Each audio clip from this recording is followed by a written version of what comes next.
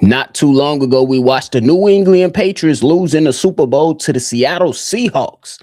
And there is one reporter out there that believes that the New England Patriots might be in for a major fall in 2026. We're going to talk about that. And then we're going to talk about the Cowboys and George Pickens. Would it be smart or would it be a bad idea for them to franchise tag the young wide receiver? Y'all know we're going to talk about it, break it all down right after this. Welcome to your number one spot for all NFL news and content, NFL Central.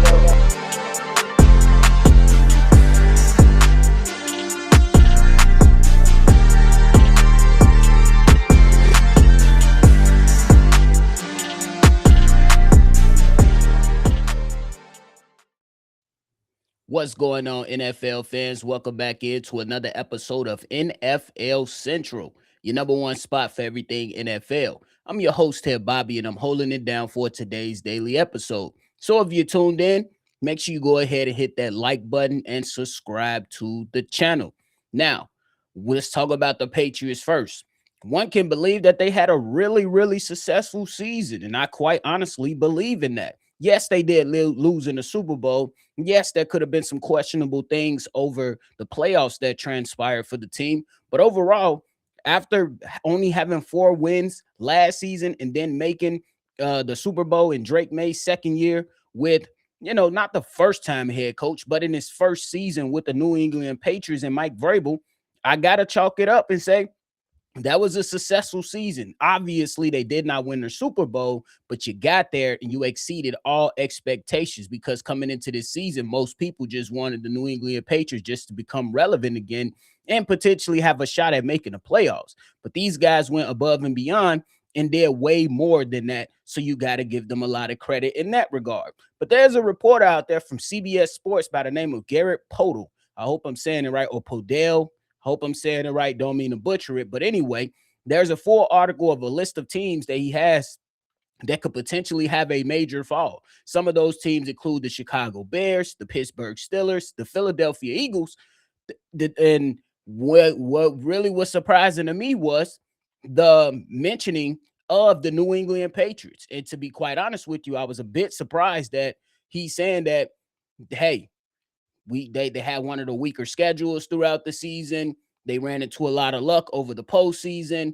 And one thing, you can go out there and read the entire article, but I pulled one quote from it. And he said, this isn't to say New England will miss the playoffs in 2026, but they could easily see their regular season record decline by 4 or 5 wins while playing a first place schedule.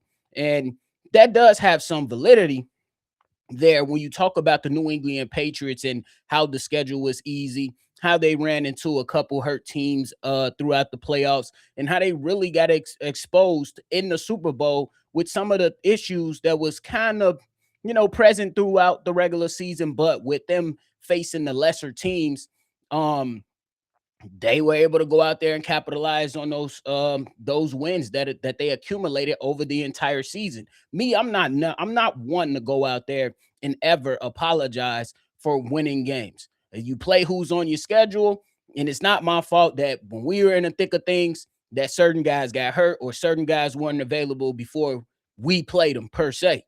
But I will say this. I don't see a major fall off coming for the New England Patriots in the 2026 season. And this is way before we even get into free agency. We get into the draft. We get into seeing preseason games. We get to see how their schedule actually lines up. And I will be honest. There is some type of thought that comes into your mind when you talk about, hey, they're going from one of the easier schedules this season and moving on to a first place schedule, which is typically going to be a lot harder than what they went through this season. But I will include this. That defense is legit. They have a number of pieces on that defensive side of the ball, like guys like Harold Landry, Milton Williams, Christian Gonzalez, who he's going to, go out there and get some money pretty soon. And most of those pieces still will be in place. And let's keep in mind that these guys in the New England Patriots, they still have a lot of cap money on their books, and they're in the Super Bowl. Me and Steve-O, we talked about it a couple episodes ago, actually. when we talked about the cap space of the Seattle Seahawks and of the New England Patriots, who are in the Super Bowl and are still in the top 10 for having the most money as it currently stands today. They're going to still have a lot of money that they can maneuver around with, play around with. Obviously, there should be an emphasis on going out there and acquiring more talent on the offensive line, using draft capital to go out there and continue to adjust with the skill position guys. But they do have some players in place already. When you look at the skill position spot, you still have Ramondre Stevenson with a young Travion Henderson, who I expect his role to increase over time. I talked about it with Steve-O on yesterday's episode that why we didn't see more of Travion Henderson when I felt like he could have been more of an explosive runner in the Super Bowl versus the Seattle Seahawks than, than his running mate in Ramondre Stevenson. So that's one thing. Then you look at some of your pass catchers. You've seen Pop Douglas come out there and make some plays throughout the season. You've seen Hollins go out there and make some plays. You've seen Henry go out there and make some plays. So it's not like they're completely depleted on the offensive side of the ball. And I think that with the draft capital that they're going to have going into the draft this season, with the money that's going to be readily available to them, they will be able to patch up some things within their organization and on their team to remain competitive. Maybe not get back to the Super Bowl next season, but I really, really believe that they can challenge within their own division and still have a say-so within the AFC. Yes, I still know that the Dolphins just got a new head coach in Jeff Hafley. I do know that the Bills promoted Joe Brady. I do know those things, but the Jets are still bad. The Miami Dolphins are still questionable. And I think that, yeah, we can go out there and start including other teams who did not make the dance and consider every single year there is a couple teams who made the playoffs the previous year and then ultimately don't make the playoffs. But I still think that this team is in good position to go out there and succeed. Josh McDaniels did not have his best game in the Super Bowl, but overall through the regular season, he's dependable. Then you look at Mike Vrabel. He's very, very good, and I'm pretty sure he's going to let these guys know we got to the Super Bowl last year, or, last year, but it does not mean we're getting to the Super Bowl this year. We got to start over. We have to start fresh, and we have to be much, much better. And with Drake May having such a bad game in the Super Bowl, one can't expect him to go out there, work on this game, and come back a better football player. So I think there's a lot of things that can be true on the opposing side and saying that there could be a major fall off for the New England Patriots. But ultimately, I think they are in a great position to ensure that they punch their ticket into the playoffs once again. I still think that within their own division, because they playing 6 games within their own division, you're looking at teams like the Buffalo Bills. Yes, they have Josh Allen, but that team has a lot of work it needs. You know what I mean? Again, with the Miami Dolphins, we just don't know. And we talk about the other teams in the AFC. Are the Cincinnati Bengals ready to finally make the playoffs again? We don't know. The offense is going to be good. How much are they going to put into that defense to make sure they're going to be good? Okay, we add back into the equation the Baltimore Ravens. Okay, they can easily flat out win the AFC North, possibly, and that's all going to be doing to what happens and what shapes up to happen in Pittsburgh with the Steelers in their quarterback position now, because they're back to doing dumb things and waiting on Aaron Rodgers once again. Hopefully he doesn't have them waiting forever so they can move accordingly this offseason. The Browns, we just don't know. We don't know about Todd Monk and how he's going to do. So there's a number of factors that's going to go into this, including teams in the NFC South. So even if they don't win the division, I still believe they have a great opportunity to make it in as a wild card team and be able to go out there and win some football games in the playoffs, especially if they have home field advantage. Let me know how y'all thinking about that one, because I think it's a very, very interesting one to go from being in a Super Bowl to potentially not making the playoffs or having your record decline so much to where you end up as a, let's just say, 7 seed. But we'll see. We got a lot more movement that's going to happen before we go out there and really stamp our opinions or give our opinions to the situation at hand. Now, let's talk about the Cowboys and George Pickens. Now, there's been a number of reports coming from Adam Schefter, coming from Jeremy Fowler, that has had George Pickens in conversations and with the Cowboys about what's potentially going to happen with George Pickens. Will he, sign a long-term deal, or will the Cowboys franchise tag him? And right now, that number is seeming like it's going to be around 28 million if they do franchise tag him for the 2026 season. Is it a good idea?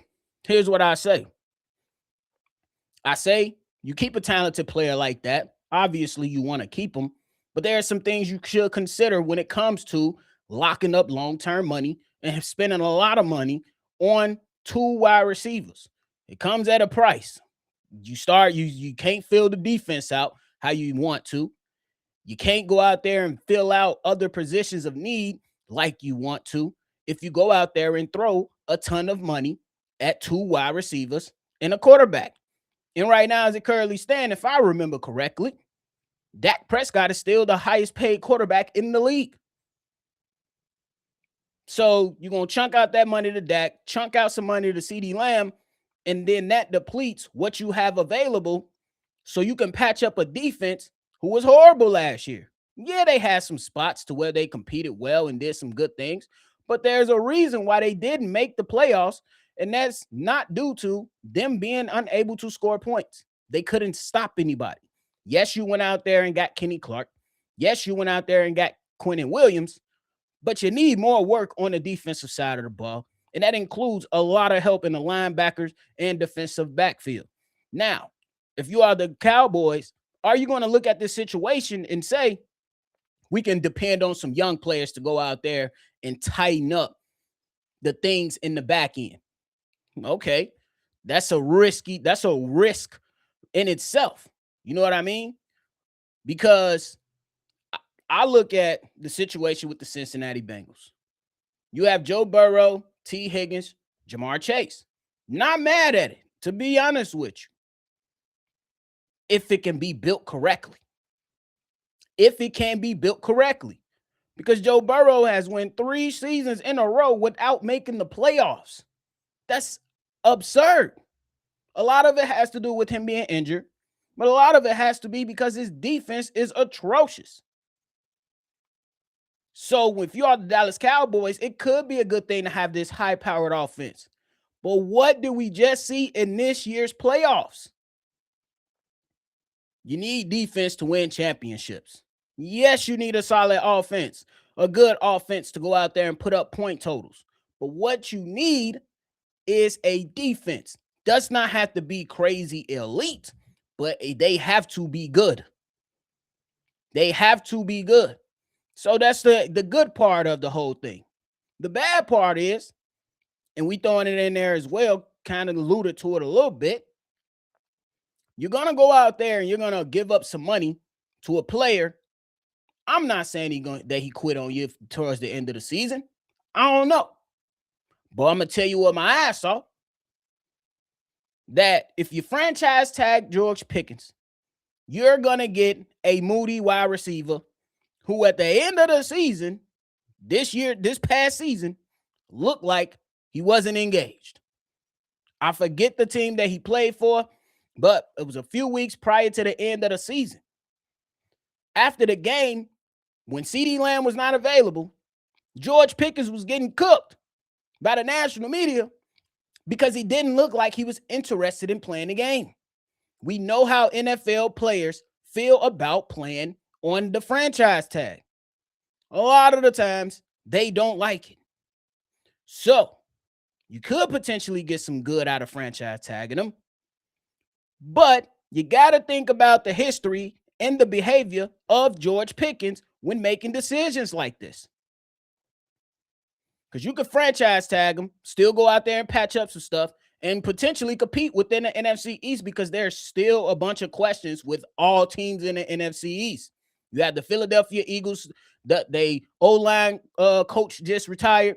Then they've been struggling to find an OC, finally found one. You still got A.J. Brown, and his status is still up in the air. You got the New York Giants with new head coach and John Harbaugh. Don't necessarily know what's going to transpire and how they're going to continue to build that team out and what the response will be for that team.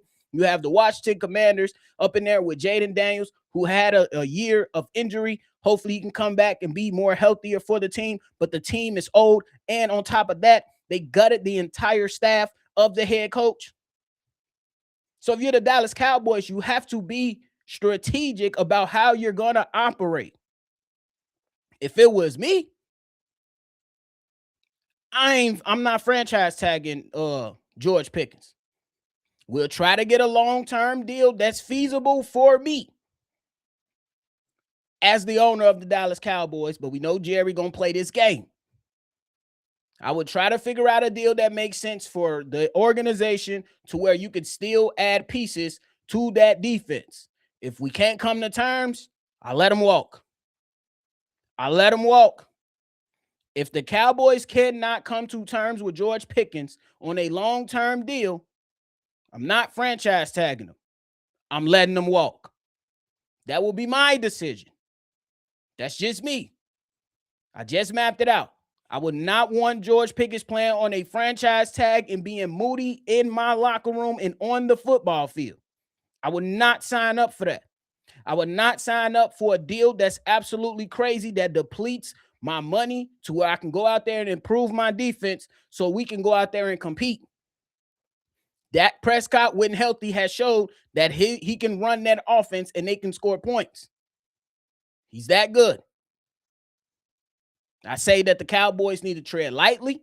They need to be smart about this decision and move accordingly.